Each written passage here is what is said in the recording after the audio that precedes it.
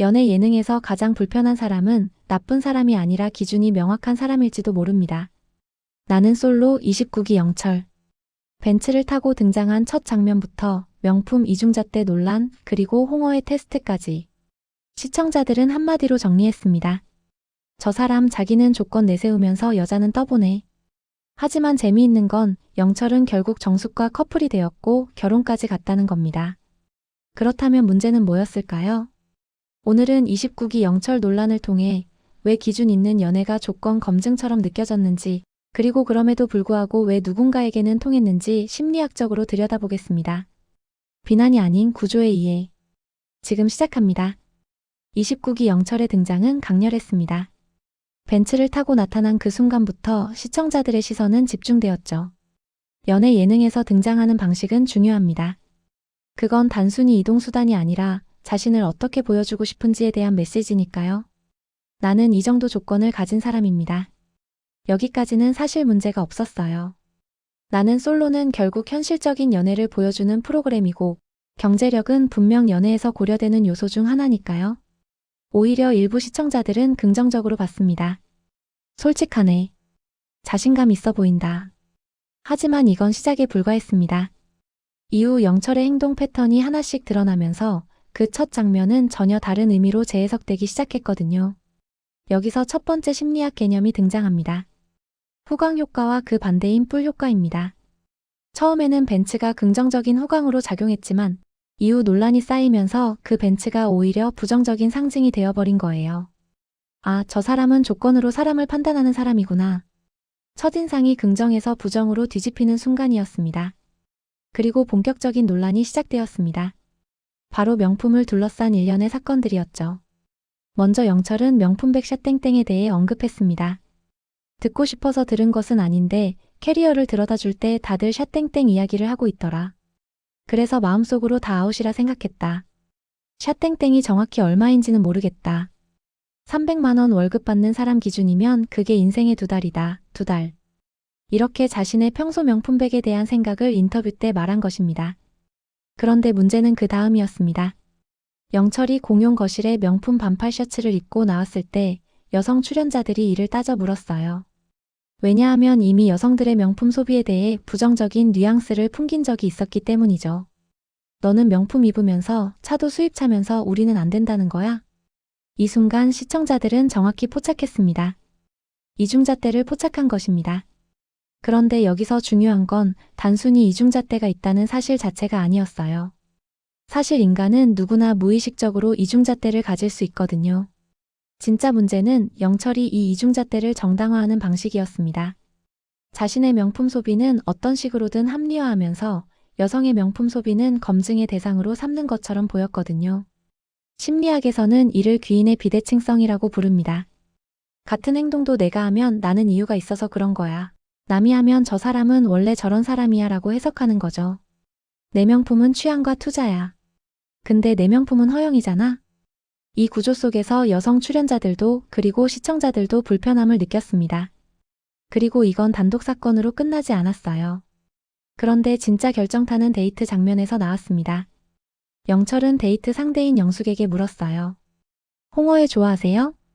영숙은 홍어회를 좋아하고 먹는 것도 괜찮다고 답했습니다. 데이트 상대였던 또 다른 여성 정숙도 마찬가지였죠. 얼핏 보면 성공적인 대화처럼 보였어요. 그런데 추후 인터뷰에서 영숙은 솔직하게 말했습니다. 당황스러웠다. 왜였을까요? 홍어회를 좋아한다고 했는데 왜 당황스러웠을까요? 이후 영철은 이것이 일종의 테스트였다고 밝혔습니다. 그리고 실제 식사 메뉴는 홍어회가 아니라 다른 일반적인 메뉴로 바뀌었죠. 이 순간 영숙의 당황스러움이 설명됩니다. 취향을 물어보는 건 관심이에요. 네가 뭘 좋아하는지 알고 싶어라는 메시지죠. 하지만 테스트는 검증입니다. 너는 내 기준에 맞는 사람인가를 확인하는 거예요. 영숙은 진심으로 홍어회에 대한 자신의 취향을 말했는데 알고 보니 그건 테스트였던 거예요. 그리고 실제로는 홍어회를 먹지도 않았죠. 여기서 핵심 심리학 개념이 등장합니다. 진정성의 균형 깨짐. 한 사람은 진심으로 대화하고 있는데 다른 사람은 상대를 평가하고 있을 때 느끼는 불편함이에요. 나는 솔직하게 대답했는데 너는 나를 시험하고 있었구나. 이게 바로 영숙이 당황스러웠던 이유입니다. 더 나아가 이건 도구적 관계의 전형적인 모습이에요. 상대방을 진정한 인간으로 보는 게 아니라 내 목적을 달성하기 위한 수단으로 보는 관계죠. 영철의 태도에서 시청자들이 느낀 불편함은 바로 이거였습니다. 저 사람은 연애 상대를 찾는 게 아니라 조건에 맞는 사람을 고르고 있어. 그리고 이건 권력의 비대칭을 만들어냈어요. 연애는 기본적으로 평등한 관계여야 합니다. 두 사람이 서로를 알아가고 서로에게 맞춰가고 함께 관계를 만들어가는 거죠. 하지만 영철의 홍어의 테스트는 이 평등함을 깨뜨렸어요. 한 사람은 시험하는 사람, 한 사람은 시험받는 사람이 되어버린 겁니다. 그리고 많은 사람들이 놓친 장면이 하나 더 있습니다. 영철 논란에서 빼놓을 수 없는 장면이 하나 더 있습니다. 바로 집안일 관련 장면이었죠. 자기소개 시간 여성 출연자가 남성 출연자들에게 물었습니다. 집안일 잘하시나요? 이건 연애 예능에서 흔히 나올 수 있는 질문이에요. 실제로 함께 살게 되면 중요한 부분이니까요. 그런데 영철은 이 질문에 불편한 표정을 지었습니다. 자, 여기서 시청자들이 포착한 건 뭘까요? 단순히 집안일 못한다는 게 문제가 아니었어요. 집안일을 못하는 사람도 있을 수 있죠. 그건 개인차니까요. 문제는 질문 자체를 불편해하는 태도였습니다. 이 질문 뭐지? 남자에게 집안일을 전부 맡기겠다는 것인가? 이 반응 속에는 이런 메시지가 담겨 있는 것처럼 보였어요. 집안일은 여자가 관심 가져야 할 영역이지 남편에게 다 하라는 건가? 여기서 핵심은 누가 누구에게 질문할 수 있는가의 문제입니다. 영철은 데이트에서 영숙에게 홍어의 질문을 하며 테스트했어요. 하지만 여성이 남성에게 집안일을 물어보는 건 불편해했죠. 이게 바로 규범의 일방성입니다. 내가 너를 평가하는 건 당연하지만 네가 나를 평가하는 건 불편하다는 거예요. 심리학에서는 이런 태도를 특권의식이라고 부릅니다. 자신은 어떤 권리를 당연히 가지고 있다고 생각하지만 상대방에게는 그 권리를 주지 않는 거죠. 그리고 시청자들은 이 모든 장면들을 종합하기 시작했습니다. 벤츠 등장, 명품 이중잣대, 불편한 집안일 질문, 홍어의 테스트, 하나하나는 작은 장면이었지만 이것들이 모이면서 하나의 명확한 패턴이 보이기 시작한 거예요. 이 사람은 자신은 조건을 내세우면서 상대는 검증하려고 한다. 여기서 중요한 심리 현상이 작동합니다. 패턴 인식 증폭입니다. 한 번의 행동은 실수로 보이지만 같은 패턴이 반복되면 그건 더 이상 실수가 아니라 그 사람의 본질로 인식되기 시작합니다. 그런데 여기서 이야기가 반전됩니다. 영철은 결국 정숙과 커플이 되었고 결혼까지 갔어요. 왜였을까요? 영철 본인의 말에 따르면 자신이 무리한 기준을 제시했어도 그것을 다 받아준 것이 고마웠다고 합니다. 이 대목에서 우리는 중요한 심리학적 통찰을 얻을 수 있어요. 기준 자체가 문제가 아니라는 겁니다. 문제는 그 기준을 일방적으로 강요하는 방식이었어요. 정숙은 영철의 기준을 받아주었습니다. 이게 핵심이에요. 심리학에서 이를 자발적 수용이라고 부릅니다. 강요당해서 받아들이는 게 아니라 스스로 선택해서 받아들이는 거죠. 나는 이 사람의 기준을 이해하고 받아들일 수 있어. 이게 바로 정숙의 선택이었습니다. 그렇다면 왜 영숙은 당황스러웠고 정숙은 받아들였을까요? 여기에 관계 기대의 일치도가 작동합니다. 영숙은 자신이 생각한 연애의 모습과 영철의 방식이 달랐어요. 그래서 당황스러웠죠. 하지만 정숙은 영철의 방식을 이해하고 그걸 받아들일 수 있었던 거예요. 어쩌면 정숙 역시 명확한 기준을 가진 사람과의 관계를 원했을 수도 있죠. 이건 매우 중요한 지점입니다. 같은 행동도 받아들이는 사람에 따라 전혀 다른 의미가 됩니다.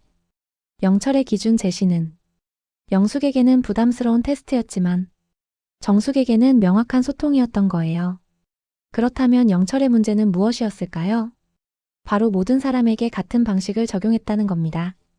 상대방이 어떤 사람인지, 어떤 관계를 원하는지 파악하기 전에 자신의 기준을 먼저 내세웠어요. 이게 바로 시청자들이 불편해한 이유입니다. 저 사람은 상대방을 보는 게 아니라 자기 기준만 보고 있어. 결국 영철은 운이 좋았던 겁니다. 정숙이라는 자신의 방식을 받아들일 수 있는 사람을 만난 거죠. 하지만 만약 정숙을 만나지 못했다면 영철의 방식은 계속 실패했을 거예요. 29기 영철 논란이 우리에게 던지는 질문은 복잡합니다. 기준을 갖는 건 잘못인가? 아니요. 그럼 영철은 잘못한 게 없나? 그것도 아니에요. 핵심은 이겁니다. 기준을 갖는 것 자체는 문제가 아니지만 그 기준을 상대방에게 어떻게 제시하고 어떤 방식으로 확인하느냐가 중요합니다. 영철의 방식은 일방적이었고 나만 질문하고 나는 질문받기 싫어함. 검증적이었고 테스트를 통해 확인함. 비대칭적이었습니다. 나는 명품 써도 되는데 너는 안 돼. 하지만 정숙은 이걸 받아들였어요. 그리고 그건 정숙의 선택이었습니다. 여러 사건 이후에 영숙도 영철에 대한 호감은 계속 있었지만 결국 영철은 정숙에게 더 편안함을 느끼고 결국 정숙을 선택하게 됩니다. 이게 의미하는 건 뭘까요? 연애에는 정답이 없다는 겁니다. 어떤 사람에게는 불편한 방식이 다른 사람에게는 괜찮을 수 있어요. 어떤 사람에게는 무리한 기준이 다른 사람에게는 명확한 가이드일 수 있죠. 문제는 그걸 상대방과 함께 확인하는 과정 없이 일방적으로 밀어붙이는 것입니다. 영철이 만약 이렇게 접근했다면 어땠을까요? 나는 이런 사람인데 너는 괜찮아?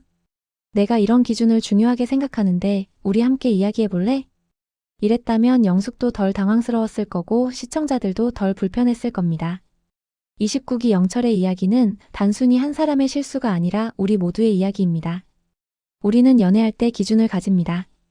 그건 자연스러운 일이에요. 하지만 그 기준을 상대방에게 어떻게 말하는지, 상대방의 기준도 존중하는지, 일방적으로 강요하는 건 아닌지, 이게 관계의 성패를 가릅니다. 영철은 운이 좋았어요. 자신의 방식을 받아들여줄 정숙을 만났으니까요. 하지만 우리 대부분은 그렇게 운이 좋지 않습니다. 그래서 우리는 함께 만들어가는 법을 배워야 해요. 나는 상대방을 사람으로 보고 있나, 조건으로 보고 있나? 나의 기준은 대화의 시작인가, 검증의 도구인가? 나는 상대방에게도 기준을 말할 기회를 주고 있나? 이 질문에 솔직하게 답할 수 있을 때 우리는 조금 더 성숙한 연애를 할 수 있습니다. 기준을 버리라는 게 아니에요. 기준을 갖되 그것을 함께 만들어가라는 겁니다. 그리고 가장 중요한 건 상대방이 당신의 기준을 받아들이지 않는다고 해서 그 사람이 잘못된 게 아니라는 걸 이해하는 것입니다. 여러분은 29기 영철의 행동을 어떻게 보셨나요? 그리고 정숙이 영철의 기준을 받아들인 것에 대해서는 어떻게 생각하시나요? 댓글로 여러분의 솔직한 생각을 나눠주세요. 어떤 의견이든 환영합니다. 이 영상이 도움이 되셨다면 좋아요와 구독 부탁드립니다. 알림 설정까지 해두시면 다음 나는 솔로 심리 분석 영상도 빠르게 만나보실 수 있어요. 우리는 타인을 평가하기 전에 먼저 우리 자신의 연애 방식을 돌아봐야 합니다. 지금까지 마인드 아카이브였습니다. 시청해주셔서 감사합니다.